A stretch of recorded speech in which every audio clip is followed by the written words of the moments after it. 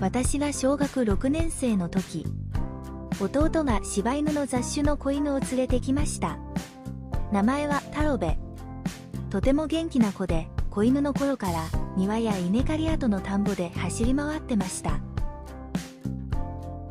私がリード、当時は鎖を外してやると、タロベは嬉しそうに駆け出し、私から逃げるふりをして遠くまで行っちゃうのです。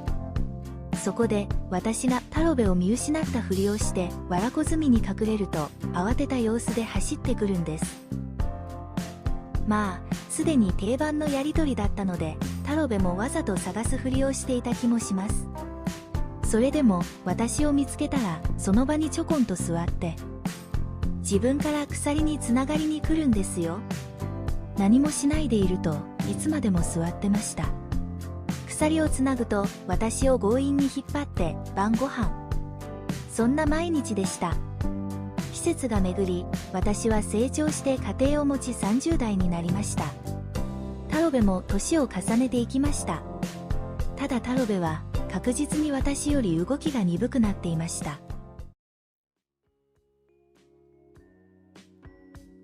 静まり返った冬の夜、雪が降る中、庭の犬小屋から聞こえてきたタロベの遠吠え。驚いて飛び出した私と父。犬小屋の前には白くなった毛を揺らし、背筋を伸ばしてちょこんと座って待っていたタロベ。その瞳はとても澄んでいました。父が何かを感じ取ったように静かに家に戻り、持ってきたのは焼酎の熱燗。温かい湯気が立ち上っていました。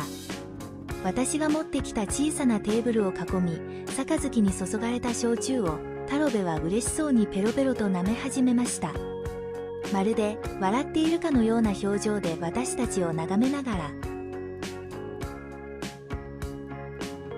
父が優しい声で「お疲れ様」と声をかけたので、私も父に続いて「ありがとうね」と声をかけると、ワンとなんとなく明るい鳴き声を返してきた後、ゆっくりと犬小屋の中に入って体を丸めてあくびをしたと思ったら、そのまま眠るように旅立っていきました。